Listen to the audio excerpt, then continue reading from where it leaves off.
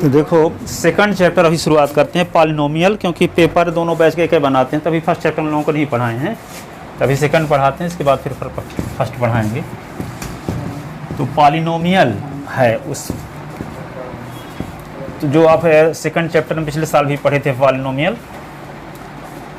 तो उसमें आएगा पहला शब्द zeros of polynomial, zeros of polynomial. Alpha beta वाला है सर। हाँ, जैसे P X is equal to X square minus 5x plus 6 एक पॉलिनोमियल है, ठीक है। तो जैसे आप P S is equal to जब x -3 रहता था तो s के स्थान पे जो वैल्यू रख देने से पॉलिनोमियल की वैल्यू 0 हो जाती है, उसी को क्या कहते हैं, जीरोज ऑफ पॉलिनोमियल। जैसे यहाँ पे s के स्थान पे कौन सी वैल्यू रख देंगे तो 0 हो जाएगा 3। देखो यहाँ पे P S is equal to क्या है, s -3, तो पी एस के स्थान पे 3 रख देंगे तो क्या होगा, 3 - 3 तो 0 आ जाएगा, तो 3 इस पॉलिनोमियल का क्या हो जाएगा, 0, ठीक है। जैसे P S is equal to s + 2 है, तो s के स्थान पे क्या रख दें, -2, क्या रख देंगे, -2 + 2, तो क्या हो जाएगा 0, तो -2 इस पॉलिनोमियल का 0 है, ठीक है। P S is equal to क्या है, x + 7 है, तो s के स्थान पे क्या रख दें, -7, तो -7 जब रख देंगे तो -7 + 7 तो क्या होगा, x - 7 तो इज इक्वल टू 0, तो -7 इस पॉलिनोमियल का क्या हो गया, 0। तो वेरिएबल की वह वैल्यू जिसके करेस्पॉन्डिंग पॉलिनोमियल की वैल्यू 0 हो, पॉलिनोमियल का जीरोज कहलाता है, ठीक है। तो इसमें तो आप डायरेक्ट समझ जाते थे कि s के स्थान पे 3 रखें तो 0 होगा, यहाँ पे s के स्थान पे -2 रखने से 0 होगा, इसमें s के स्थान पे -7 रखने से 0 होगा, लेकिन इसमें नहीं बता पाओगे कि s के स्थान पे कौन सी वैल्यू रख दें ताकि इसकी वैल्यू 0 हो जाए, बता पाओगे, सोचना पड़ेगा, ठीक है ना। तो s के स्थान पे ऐसी कौन सी वैल्यू इसमें पुट कर दें ताकि इसका आंसर 0 आ जाए। तो सपोज करते हैं, मान लो 2 पुट करते हैं, तो 2 पुट करते हैं तो क्या होगा, 2 का स्क्वायर और 5 × 2 + 6 है, तो P2 इज इक्वल टू क्या होगा, 2 का स्क्वायर क्या होगा 4, 5 2 = 10, ये क्या हो गया 6 है, तो P2 इज इक्वल टू क्या होगा, 6 और 4 क्या होगा 10 - 10, तो P2 इज इक्वल टू क्या आ गया 0, ठीक है। यदि 3 पुट करते हैं तो P3 इज इक्वल टू क्या होगा, 3 का स्क्वायर और -5 × 3 + 6 है, तो P3 इज इक्वल टू क्या होगा, 3 3 = 9, ये 15 + 6 है, तो P3 इज इक्वल टू क्या होगा, 9 और 6 क्या होगा, 15 - 15 तो क्या आएगा 0, तो ये भी 0 हो गया। लेकिन 4 पुट कर दोगे तो क्या होगा, 4 पुट कर दोगे तो 4 का स्क्वायर -5 × 4 + 6 है, तो 4 का स्क्वायर 16, ये क्या होगा 20, ये 6 है, और 16 और 6 क्या होगा 22 और -20 तो क्या आ गया, ये 2 आ गया, तो 0 नहीं आया। तो ये 4 इस पॉलिनोमियल का 0 नहीं है और 2 और 3 इस पॉलिनोमियल का 0 है। अब सवाल ये उठता है कि हम कैसे जानेंगे कि 2 और 3 रखने से 0 आएगा, कैसे जानेंगे कि 2 और 3 रखने से 0 आएगा, ठीक है। तो इसको निकालने का बेसिक तरीका क्या है, तो पॉलिनोमियल की डेफिनेशन, जीरोज की डेफिनेशन क्या है कि वेरिएबल की वह वैल्यू जिसके करेस्पॉन्डिंग पॉलिनोमियल की वैल्यू 0 हो, यही ना बताए हैं, वेरिएबल की वह वैल्यू जिसके करेस्पॉन्डिंग पॉलिनोमियल की वैल्यू 0 हो, ये जीरोज कहलाता है, ठीक है। तो हम क्या करेंगे कि ये पी एस यानी कि इसके स्थान पे 0 आना चाहिए, s की ऐसी वैल्यू रखी जाए, ठीक है। तो यहाँ 3 रखने से आता है, तो ये जैसे मान लो इसको P S is equal to x - 3 है, तो यहाँ पे हम P S is equal to 0 करके s की वैल्यू निकाल लें, तो यहाँ 0 रखोगे तो s - 3, तो यहाँ पे x - 3 इज इक्वल टू 0, तो s की वैल्यू क्या आ गई 3, ठीक है। जैसे यहाँ पे P X is equal to s + 2 है, तो हम पी एस के स्थान पे 0 रख दिए और s + 2 किए, तो s की वैल्यू क्या आ जाएगी, s + 2 इज इक्वल टू 0, तो s की वैल्यू क्या आ गई -2, तो इसका मतलब -2 0 है। इसी प्रकार यहाँ एफ एस के स्थान पे क्या रख दें 0, तो 0 रख देंगे तो s + 7 आएगा, तो s + 7 इज इक्वल टू क्या लिख देंगे 0, तो s की वैल्यू क्या हो गई -7। इसका मतलब 0 निकालने के लिए पी एस को क्या करना पड़ेगा, 0 रखना पड़ेगा और s की वैल्यू निकालना पड़ेगा, ठीक है। क्योंकि जिस s की जिस वैल्यू के करेस्पॉन्डिंग पॉलिनोमियल की वैल्यू 0 होती है वही तो उस पॉलिनोमियल का क्या कहलाता है 0, ठीक है। तो कौन सी वैल्यू s के स्थान पर रखी जाए ताकि ये यहाँ 0 आंसर आए, तो पहले से हम पी एस को 0 करके s की वैल्यू ऐसी निकालते हैं ताकि उस वैल्यू को पुट करने के बाद उसका आंसर क्या आए 0, ठीक है। तो पहले से हम पी एस के स्थान पे क्या रखेंगे 0 और उसको सिंप्लीफाई करेंगे, s की जो वैल्यू आएगी वो ऐसी वैल्यू ही आएगी जिसको s के स्थान पे पुट करने से इसका आंसर 0 आएगा, ठीक है। तो जैसे मान लो यहाँ पे 2 पुट करने से 0 आ गया तो 2 को अल्फा मान लिए, और यहाँ पे 3 पुट करने से 0 आ गया तो 3 इसको बीटा मान लिए, बीटा इज इक्वल टू 3। ठीक है, अब इस पॉलिनोमियल पीएस को हम कंपेयर करते हैं X square minus 5x plus 6 को किससे कंपेयर करते हैं, p s is equal to A x square plus B S plus c से कंपेयर करते हैं। तो एक्स स्क्वायर का कोफिशिएंट क्या है यहाँ a, और यहाँ एक्स स्क्वायर का कोफिशिएंट क्या है 1, इसमें इसका कोफिशिएंट है b और इसमें इसका कोफिशिएंट -5। यहाँ कांस्टेंट टर्म क्या है c और यहाँ कांस्टेंट टर्म क्या है 6 है। तो यहाँ a की वैल्यू क्या हो गई 1, b की वैल्यू क्या हो गई -5, c की वैल्यू क्या हो गई 6 है। ठीक है, अब यहाँ देखते क्या है कि अल्फा प्लस बीटा इन दोनों जीरोज को जोड़ते हैं तो अल्फा क्या है 2 है और बीटा क्या है 3, दोनों को जोड़ते हैं तो क्या आता है 2 + 3 = 2 आ गया 5। और माइनस बी अपान ए की वैल्यू निकालते हैं तो माइनस लिखो, बी की वैल्यू क्या है -5 और ए की वैल्यू क्या है 1, तो क्या होगा माइनस माइनस प्लस हो गया तो 5/1, इसको 5 ही लिख सकते हैं। तो देखो अल्फा प्लस बीटा की वैल्यू 5 के इक्वल है और माइनस बी अपान ए की वैल्यू भी 5 के इक्वल है। तो जब अल्फा प्लस बीटा की value minus B upon a के इक्वल आ जाती है तो समझ जाओ कि जो आप जीरो निकाले हो वे सही है, जीरो जो निकाले हो वे क्या है सही है। दूसरी वैल्यू क्या, दूसरा कंडीशन क्या है चेक करने का कि अल्फा इंटू बीटा की वैल्यू निकालो तो क्या आना चाहिए सी। अब अल्फा इंटू बीटा, अल्फा की वैल्यू क्या है, अल्फा वैल्यू 2 है और बीटा की वैल्यू क्या है 3, तो alpha into beta is equal to क्या आ गया 6 है। और सी अपान ए की वैल्यू निकालो तो सी अपान ए की वैल्यू क्या होगी, सी की वैल्यू 6 है और ए की वैल्यू क्या है 1 है। तो यहाँ पे क्या होगा सी अपान ए की वैल्यू भी 6 आ गई। तो अल्फा इंटू बीटा की वैल्यू भी 6 है, सी अपान ए की वैल्यू भी 6 है। इसका मतलब क्या हुआ अल्फा इंटू बीटा की वैल्यू सी अपान ए आना चाहिए। तब हम ये समझेंगे कि हम जीरोज जो निकाले हैं वे क्या है सही है। ठीक है, तो वेरीफाई करने क्या तरीका है कि अल्फा प्लस बीटा की वैल्यू किसके बराबर आनी चाहिए माइनस बी अपान ए के, और अल्फा इंटू बीटा की वैल्यू किसके बराबर आना चाहिए सी अपान ए के। जबकि ए बी सी क्या है क्वाड्रेटिक पॉलिनोमियल के कोफिशिएंट हैं, ये क्वाड्रेटिक पॉलिनोमियल है इसके कोफिशिएंट है। लीनियर पॉलिनोमियल कौन होता है a s plus b, cubic polynomial कौन होता है a x cube plus b x square plus c x plus d, ये सब पिछले साल पढ़े थे सेकंड चैप्टर में। ये लीनियर पॉलिनोमियल है, ये क्वाड्रेटिक पॉलिनोमियल है, ये क्या है क्यूबिक पॉलिनोमियल है। तो यहाँ पे ए बी क्या है लीनियर पॉलिनोमियल के कोफिशिएंट हैं और ये ए बी सी क्या है क्वाड्रेटिक पॉलिनोमियल कोफिशिएंट हैं और यहाँ ए बी सी डी क्या है क्यूबिक पॉलिनोमियल के कोफिशिएंट हैं। और यहाँ अल्फा और बीटा क्या हैं इसके जीरोज हैं, किसके क्वाड्रेटिक पॉलिनोमियल के। तो अल्फा बीटा क्वाड्रेटिक पॉलिनोमियल के जीरोज हैं और ए बी सी क्या है क्वाड्रेटिक पॉलिनोमियल के कोफिशिएंट हैं। तो जीरोज और कोफिशिएंट में रिलेशन क्या होता है alpha plus beta is equal to minus B upon a और alpha into beta is equal to c upon a. ठीक है, बताओ alpha plus beta is equal to minus B upon a, alpha into beta is equal to c upon, आप बताओ alpha plus beta is equal to alpha into beta is equal to, आप बताओ alpha plus beta is equal to alpha plus beta is equal to minus B upon a और alpha into beta is equal to c upon a. Minus B upon a alpha plus beta और alpha into beta c upon a. इसको बोलेंगे sum of zeros, तो minus B upon a और ये क्या है product of zeros c upon a. ठीक है, तो सम ऑफ जीरोज किसके इक्वल होता है माइनस बी अपान ए के इक्वल और प्रोडक्ट ऑफ जीरोज किसके इक्वल होता है सी अपान ए के। बैठ जाओ, आप बताओ sum of zeros alpha plus beta का फार्मूला माइनस बी अपान है, अल्फा इंटू बीटा का फार्मूला सी अपान है। ठीक है, तो देखो इसको थोड़ा सा और ढंग से लिखते हैं।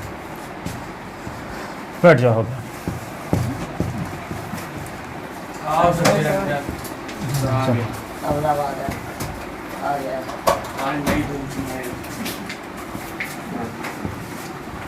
तो देखो चैप्टर सेकंड का फर्स्ट में क्या है कि कोई पॉलिनोमियल है, अब पॉलिनोमियल का ग्राफ खींचा हुआ है। जैसे मान लो कोई पॉलिनोमियल इस प्रकार का है, इसका इस प्रकार से, तो पॉलिनोमियल का जो ग्राफ है एक्स एक्सिस है ये क्या है वाई एक्सिस। तो ये पॉलिनोमियल का ग्राफ है एक्स एक्सिस को कहाँ कहाँ काट रहा है, कितने स्थान पर 1 2 और ये 3 स्थान पर काट रहा है। तो इस जिस पॉलिनोमियल का ये ग्राफ है उस पॉलिनोमियल कितने जीरोज रहे होंगे 3। ठीक है, एक्स एक्सिस को जितने स्थान पर काटता है कोई कर्व किसी पॉलिनोमियल का ग्राफ तो उतने उसके जीरोज होते हैं। जैसे यहाँ 2 स्थान पर काट रहा है तो इसके जीरोज कितने होंगे 2। जैसे कोई पॉलिनोमियल का ग्राफ इस प्रकार का है तो एक स्थान पे एक्स एक्सिस को काट रहा है तो केवल एक जीरो होगा। ठीक है, अब जैसे मान लो कोई पॉलिनोमियल का ग्राफ इस टाइप का है ऐसे, ठीक है, तो एक्स एक्सिस को काट ही नहीं रहा है इसका मतलब कोई भी जीरोज नहीं होगा। ठीक है, तो जीरोज का मतलब क्या हुआ कि उसका ग्राफ एक्स एक्सिस को जितने स्थानों पर काटता होगा उतने उसके जीरोज होंगे। ठीक है, ग्राफ को देख करके बता सकते हो। ठीक है, जैसे मान लो पहले नंबर क्वेश्चन में काटेंगे तो कोई जीरोज नहीं होगा, इसमें देखो ऐसे एक स्थान पे काट एक जीरोज होगा, इसमें 1 2 3 जीरोज होगा, इसमें क्या है 2 जीरोज होगा, इसमें क्या है 1 2 3 4 जीरोज होगा, इसमें क्या है 1 2 3 जीरो होगा। ग्राफ को देख करके बता देना है कितने जीरोज होंगे। ये ओवरऑल वाली एक्सरसाइज है। सेकंड एक्सरसाइज शुरुआत करते हैं कि उसमें जीरोज कैसे निकालते हैं और relation between zeros and coefficient of quadratic polynomial को कैसे वेरीफाइड करेंगे। तो देखो 2.2 क्वेश्चन, 2.2 का question number first, find the zeros of, लिखो find the zeros of quadratic polynomial, polynomial. हाँ चलो अब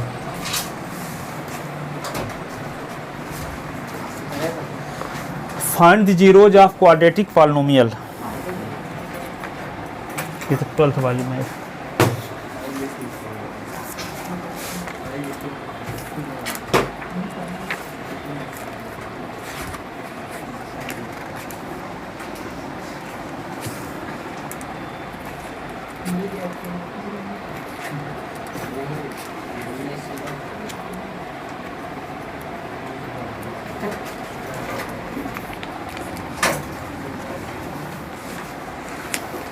पहला क्वेश्चन है।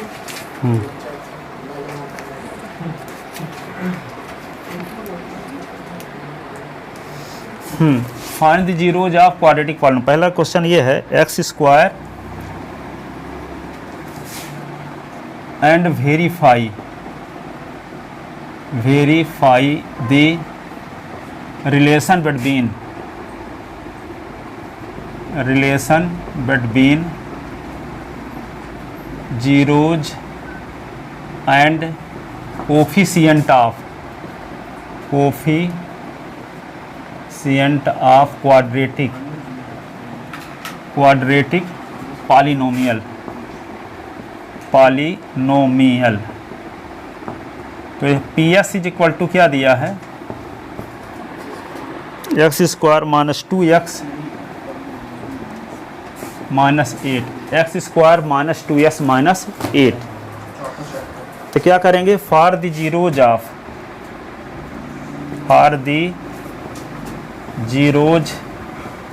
P X we put P X is equal to 0। P S के स्थान पे 0 रखते हैं, तो 0 रख दो तो x square minus 2x minus 8, इसको लिख सकते हैं X square minus 2x minus 8 is equal to 0। इस प्रकार आप पिछले साल 2.3 एक्सरसाइज में क्वाड्रेटिक पॉलिनोमियल का फैक्टराइजेशन पढ़े थे। ठीक है, 2.3 एक्सरसाइज का क्वेश्चन नंबर 4 9th क्लास। ठीक है, 9th क्लास में फैक्टराइजेशन पढ़े थे। क्या पढ़े थे फैक्टराइजेशन? हो गया याद किताब? ये फैक्टराइजेशन आप पढ़े थे।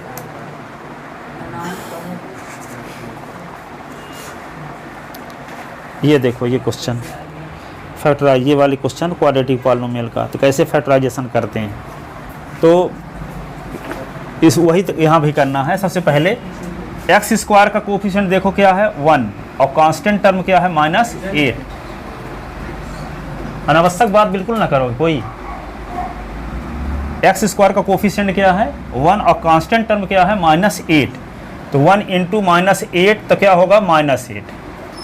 ठीक है, अब माइनस 8 के फैक्टर करेंगे तो माइनस 8 के फैक्टर क्या क्या हो सकते हैं, 4 इंटू माइनस 2। माइनस 8 का फैक्टर क्या होगा माइनस 4 इंटू 2, तब भी माइनस 8 आएगा। माइनस 8 का फैक्टर होगा 8 इंटू माइनस 1 और माइनस 8 का फैक्टर होगा माइनस 8 इंटू 1। ठीक है, माइनस 8 का फैक्टर 4 का माइनस 2 के साथ मल्टीप्लाई तब भी माइनस 8। माइनस 8 तो यहाँ माइनस 4 इंटू 2, माइनस 8 तो 8 इंटू माइनस 1 तब भी माइनस 8 और माइनस 8 तो माइनस 8 इंटू 1 तब भी माइनस 8। लेकिन इसमें देखो 4 और माइनस 2 को जोड़ोगे तो 2 आएगा, माइनस 4 प्लस 2 को ऐड करोगे तो माइनस 2 आएगा, 8 और माइनस 1 को ऐड करो तो 7 आएगा, -8 + 1 को ऐड करोगे तो -7 आएगा। अब इनमें से देखो मिडिल टर्म इनमें से कौन है, ये -2 है कि नहीं है, तो -2 इन चारों में से किस में है, सेकंड नंबर। ठीक है। -4 + 2।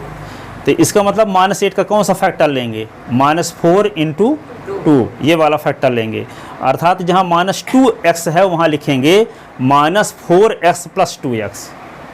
क्या लिखेंगे, -4s + 2s लिखेंगे यहाँ -2s के स्थान पे, ठीक है। तो यहाँ पे x² -4s + 2x -8 = 0, ठीक है। अब इसका दो का पेयर बनाएंगे, एक पेयर ये बन गया, एक पेयर ये बन गया। अब इन दोनों में क्या कॉमन लिया जा सकता है, दोनों में क्या है, x देखो x² है तो इसको ले सकते हैं, x इसमें भी है x इसमें भी है, तो दोनों से हम s कॉमन ले सकते हैं। ये इनमें से दोनों में किससे भाग चला जाएगा, 2 से कट जाएगा, यहाँ 2 से डिवाइड हो जाएगा। तो यहाँ इससे 2 कॉमन ले सकते हैं, इससे क्या कॉमन ले सकते हैं, x से। तो इससे x जब कॉमन लेंगे तो बचेगा s - 4, और इससे 2 कॉमन लेंगे तो क्या बचेगा, s - 4। अब s - 4 देखो दोनों में है, तो s - 4 फिर से कॉमन, तो पहले से बच गया x और दूसरे से बच गया 2 = 0। इसका मतलब s - 4 = 0 और s + 2 = 0। तो s = 4 और s = क्या होगा, 2 उधर जाएगा तो -2। तो अल्फ़ा = मिल गया आपको 4 और बीटा = क्या मिल गया, -2। एक जीरोज क्या होगा इस क्वाड्रेटिक पॉलिनोमियल का, 4, और दूसरा क्या होगा, -2, ठीक है। इस प्रकार इस क्वाड्रेटिक पॉलिनोमियल इसके 2 जीरोज होंगे, क्यूबिक पॉलिनोमियल के 3 जीरो होंगे, लीनियर पॉलिनोमियल का 1 जीरो होगा। तो लीनियर पॉलिनोमियल का जीरोज कैसे निकालते हैं, पिछले साल पढ़े थे। यहाँ क्वाड्रेटिक पॉलिनोमियल का जीरोज कैसे निकालते हैं, क्यूबिक पॉलिनोमियल का जीरोज कैसे निकालते हैं, ये पढ़ेंगे, ठीक है। तो ये अल्फ़ा की वैल्यू आ गई 4 और बीटा की वैल्यू आ गई -2। अब हम अल्फ़ा और बीटा की वैल्यू जो निकाले हैं, वे जो जीरोज हम निकाले हैं वे सही है कि नहीं, तो वेरीफाइड कैसे करेंगे, रिलेशन बिटवीन जीरोज एंड, इसको मिटा दिए, क्या लिखना था, 1 × -8, तो ये आया था -8, और -8 के फैक्टर क्या क्या लिखे थे, 4 × -2 और -4 × 2, ठीक है। और ये क्या लिखे थे, 8 × -1 -8 × 1। तो यहाँ पे क्या आया था, -4 + 2 के ऐड करने से -2 आया था ना, तो ये वाला फैक्टर हम लिए थे, ठीक है। इतना लिख लो फिर आगे बताते हैं।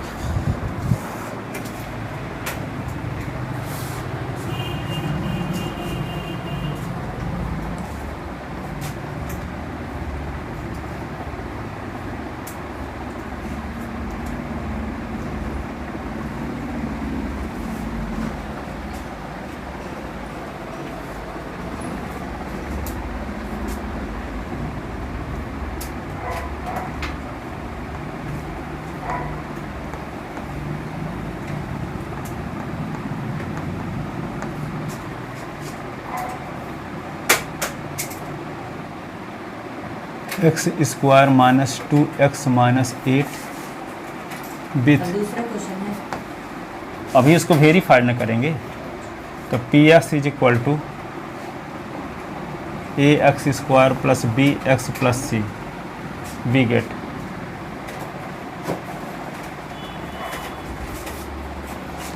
इसको जो पॉलिनोमियल दिया गया है इसको क्वाड्रेटिक पॉलिनोमियल से कंपेयर करके ए बी सी की वैल्यू निकालेंगे।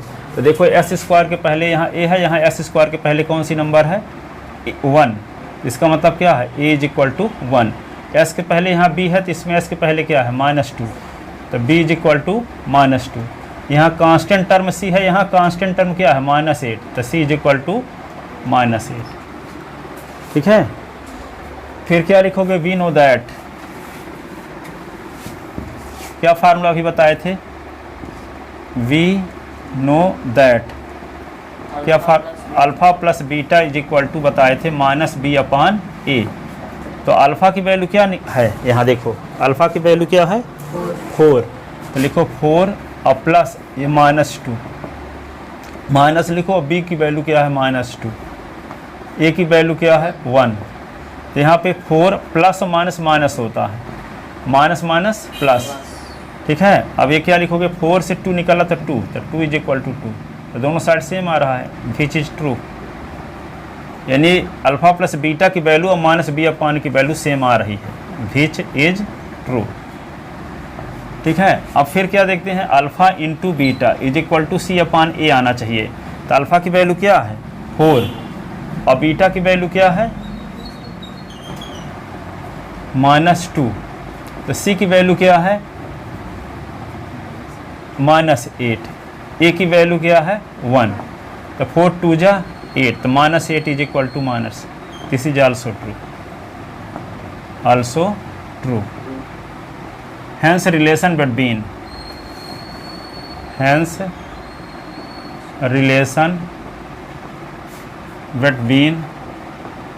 zeros and coefficient of quadratic polynomial is verified। लिख लो इतना।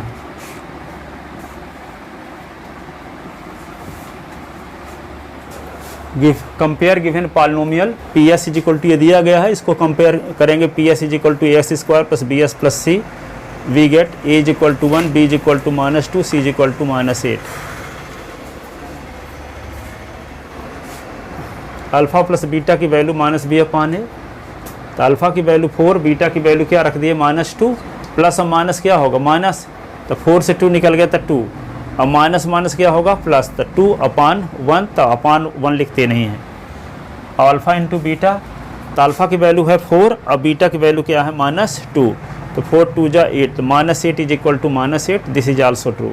Hence relation between zeros and coefficient of quadratic polynomial is verified.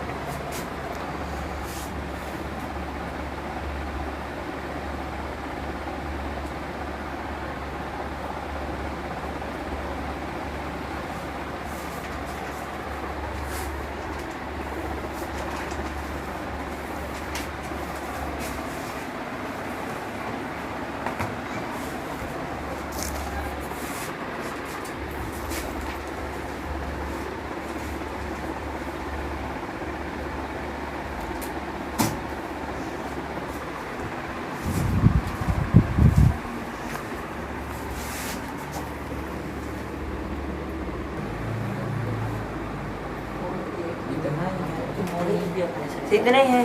हाँ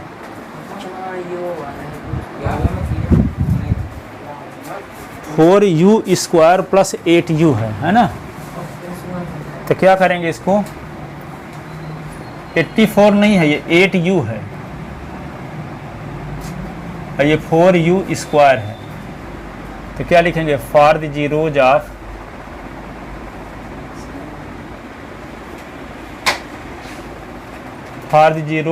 PU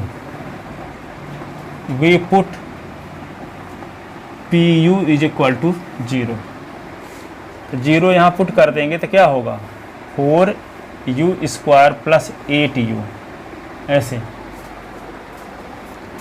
अब क्या करोगे इसको, 4u square plus 8u is equal to 0, तो क्या करेंगे, इसमें से कॉमन क्या लेंगे,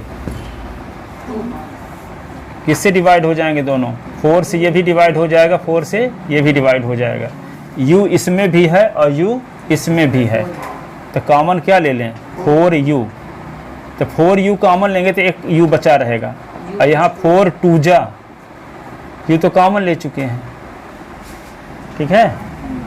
अब क्या लिखेंगे, 4u इज इक्वल टू 0 और u plus 2 is equal to 0, तो u is equal to 0 upon 4 r, u is equal to -2, तो u is equal to 0 r, u is equal to -2, तो इसको अल्फ़ा लिख लो, तो alpha is equal to 0 and beta is equal to -2, 2 zeros आ गए। अब क्या करेंगे, compare given polynomial with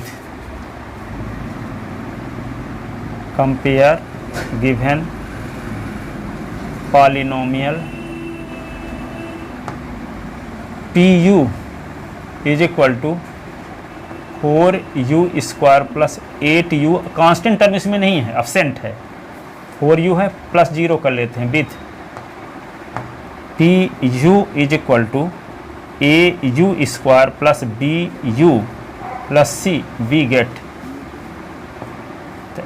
u square के पहले a है, यहाँ u स्क्वायर के पहले 4 है तो a is equal to 4, u के पहले यहाँ b है तो u के पहले 8 है तो b is equal to 8, constant term c है तो कांस्टेंट टर्म 0 तो c इज इक्वल टू 0। तो क्या निकालते हैं, alpha plus beta is equal to किसके बराबर होना चाहिए, -b/1 इक्वल। तो अल्फ़ा के स्थान पे क्या लिखेंगे 0 और प्लस बीटा के स्थान पे क्या लिखेंगे -2, माइनस लगाएंगे और b की वैल्यू क्या है 8 और a की वैल्यू क्या है 4, अब 4 1 जा 4 2 जा तो -2 is equal to -2, which is true. Yes, sir. अब क्या करेंगे, alpha into beta,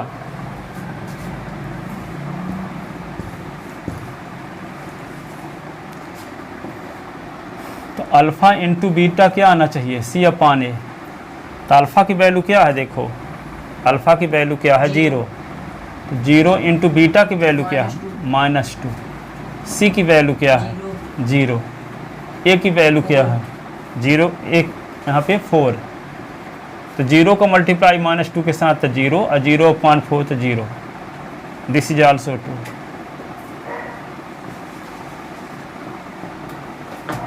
Hence relation between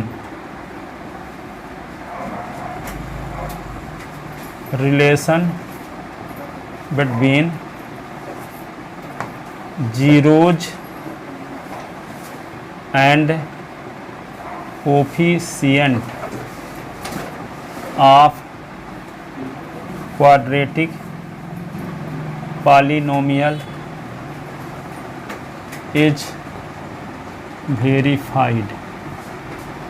Hence relation between zeros and coefficient of quadratic polynomial is verified.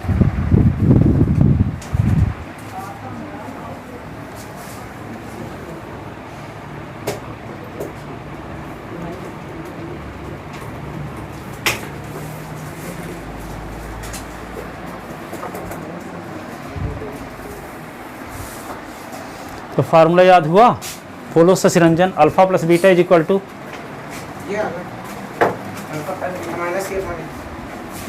Minus beta, यही अच्छा -b alpha into beta, c आप बोलो alpha plus beta is equal to -b alpha into beta is equal to, आप बताओ alpha plus beta, -b/a, alpha into beta, c/a, alpha plus beta is equal to alpha into beta is equal to, आप बोलो alpha plus beta की value, alpha into beta की value, ठीक है।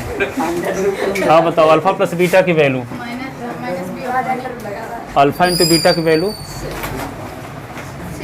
c/a।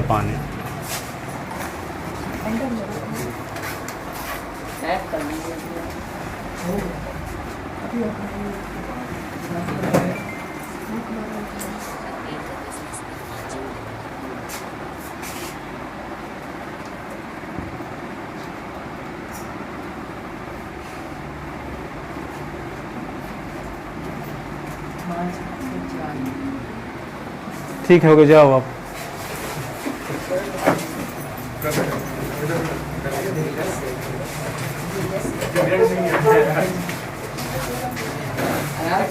कि सवेरे 6 बजे नहीं 6 बजे आप, नहीं सर, वो बारिश के कारण नहीं आ पाया था, नहीं आ जाता। तो सुबह आना, तो सुबह ना हो फिर। सुबह ठीक, क्योंकि हम डायरेक्ट स्कूल हाँ, ठीक। वो तो हम सोचे कि आप लेट आते हैं इसलिए।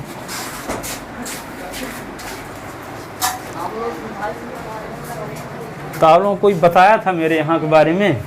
नहीं, मुझे तो पहले से पता था। और थोड़ी एक दिन मैं बात करी थी सृष्टि से ऐसा फोन में, तो फिर वो बोली कि मैं तो पढ़ चुकी हूँ, मैं जानती हूँ। वो बोली, फिर मैं उससे पूछी कि कैसा मतलब पढ़ाते हो, बोले अच्छा पढ़ाते हैं, पढ़ चुकी हूँ। उससे मैं पिछले 32 साल से पढ़ा रहा हूँ, BSc MSc सब पढ़ाता हूँ, पूरी क्लास। एक एक्सीलेंस स्कूल में जो अमित मिश्रा पढ़ाते हैं उनको 2001 में बीएससी फर्स्ट ईयर पढ़ाया हूँ। अच्छा। हाँ, मैं 96 से पढ़ा रहा हूँ। ठीक है।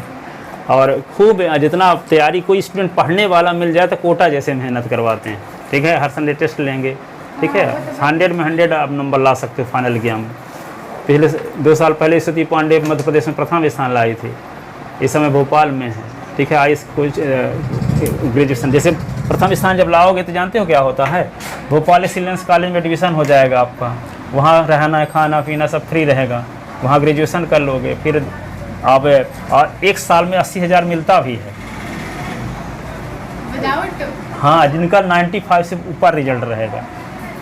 ठीक है, तो 1 साल में 80 तो 5 साल पढ़ोगे तो 5 साल में कितना हो जाएगा, 4 लाख रुपए पैसे मिल जाएंगे आपको। आप उससे कंपटीशन की तैयारी भी कर सकते हैं। तो इस प्रकार गोल बनाओ कि मध्य प्रदेश में प्रथम स्थान हमको लाना है 10th क्लास में। ठीक है, और उसमें मैथ में तो 100 आ जाएगा, जो हम बोलेंगे वही करना पड़ेगा। रोज टेस्ट रोज पढ़ने आओ, हर संडे टेस्ट देने आओ, बस। ठीक है, यही काम करना पड़ेगा। और यही काम अधिकांश लोग नहीं करना चाहते, सिर्फ वो सब पढ़ना भर चाहते हैं, बस कोई पूछे मुझे ना कुछ। ठीक है ना, कोई टेस्ट वेस्ट ले, ये सब लोग अधिकांश लोग 95% स्टूडेंट यही चाहते हैं। ठीक है, कि सिर्फ पढ़ा दिया जाए, उनको ट्यूशन जाना अच्छा लगता है और आना, बीच वाला समय अच्छा नहीं लगता, पढ़ना भी अच्छा नहीं लगता, कुछ लोगों को टेस्ट देना भी अच्छा नहीं लगता। ठीक है, तो जिनको अच्छा रिजल्ट लाना है तो वे सही स्थान है। ठीक है, तो ये आप भी एक फॉर्म भर के जमा कर देना यहाँ पे। आप तो बस फीस जमा कर देते, फॉर्म नहीं जमा किए थे, जमा कर देना लिख भर के इसको। यदि स्कूल एक्सीलेंस में आपका एडमिशन हो ही जाता है तो फिर और लड़कियाँ आती हैं तो सुबह 6 से 7 कर देंगे आपका। और यदि नहीं होता एडमिशन, जहाँ दूसरे स्कूलों में रहता, तो फिर यही टाइम ठीक है। ठीक है,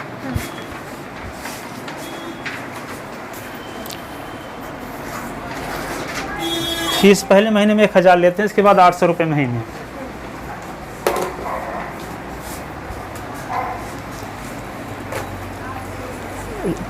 मेरे ख्याल से मुझे लगता नहीं कि 10th में हो जाता है एडमिशन। नहीं, एडमिशन नहीं होता, आपका कोशिश कर लो, पर होगा नहीं। वहाँ टेस्ट वालों का होता है, दूसरे स्कूल में करवा लेना। मतलब खुद वो है। हाँ, अच्छी खासी जान वो 9th वालों का होता है और 11th वालों का। हाँ, कोशिश कर लो, यदि हो जाए तो, नहीं हो तो कोई बात नहीं।